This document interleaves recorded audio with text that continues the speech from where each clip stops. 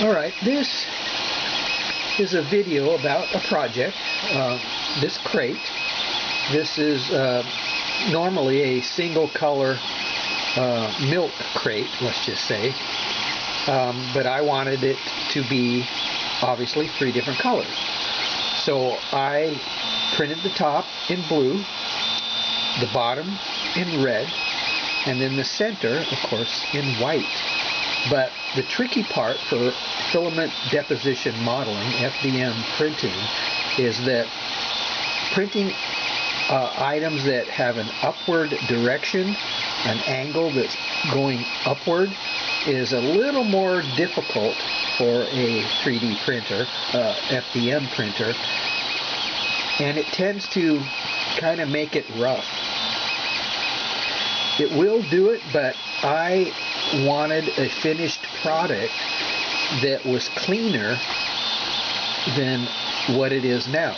So the blue part printed great, as always, because again it's an item that's printed flat to the bed and it's printing in an upward direction. Same goes for the red. It was printed flat, printing in an upward direction. The middle would be printing at an angle the entire time. It would do layer by layer by layer in an upward angle, which again makes it more complicated for the printer.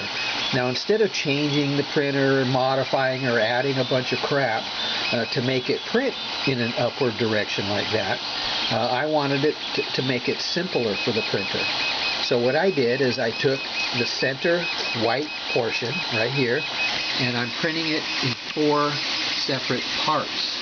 So what I did is I cut the center in 4 pieces. So we have 4 white pieces that will be printed and then glued together. Okay, so the corners will be glued together and then glued to the frame, or the bottom and the top as well.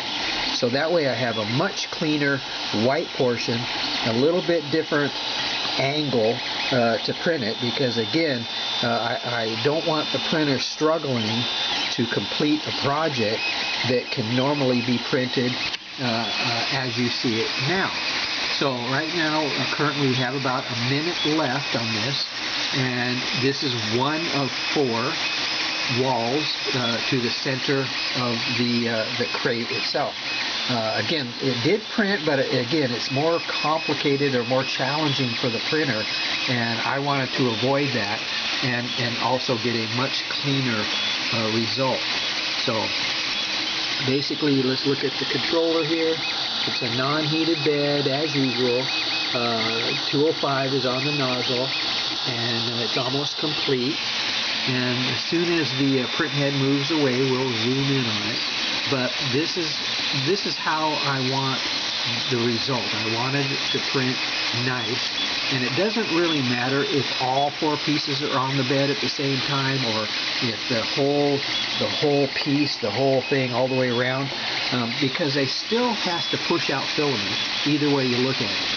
So I would rather have it push out filament to create a better result than to print in all one piece all at one time, because it just looks like crap, you know, if it doesn't print well. Okay, and you can't blame the printer, because filament deposition modeling, depositing filament one layer at a time, is challenging. And so I wanted to help the printer do what it does. So I cut the center part into 4 separate walls, and this is one of the 4. Okay, here we are. So I'm going to go ahead and finish this. I'm going to shut it down here. Okay, so as I pull it forward, again, you can see what kind of printer this is, and I can only do recommendations on what to do on this version printer. This is a classic Ender 3 printer. No modifications that you can see. This is what came in the box. You can see that for yourself. This came in the box. The extruder, that came in the box. The springs, they came in the box. Firmware, everything that you see that's mechanically designed to print with filament came in the box. The bed, the surface, did not come in the box, but that's user's choice. That has nothing to do with how this printer is going to push filament out through that nozzle. Okay, so everything mechanical came in the box.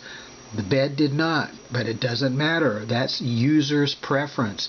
If this could print on a piece of cardboard, I would. That doesn't make it an upgrade, doesn't make it an update, doesn't improve on the mechanics of pushing filament onto the bed. The bed is just user's choice, and I chose this because for me it works the best. So you can see here that that's a good clean print. You can see there's a couple of little things right here. I can just lift those right off, little strings, but again, it's no reason to modify the printer's function by doing anything to the printer itself. So basically is what 3 little hairs here. Clean those off without any issue.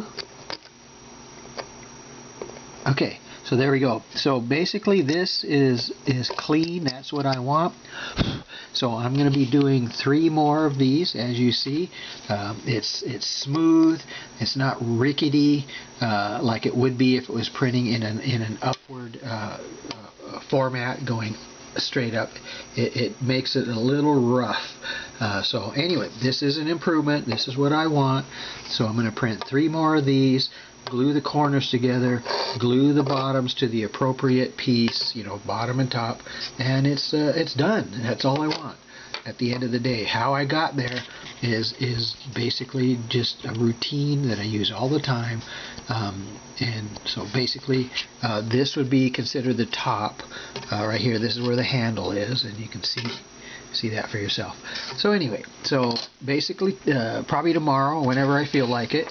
I'm not forced to do the whole thing all at once to stay up all night, but I'll do 3 more of those and glue them together like a kit, and then do the legs. Alright, happy printing.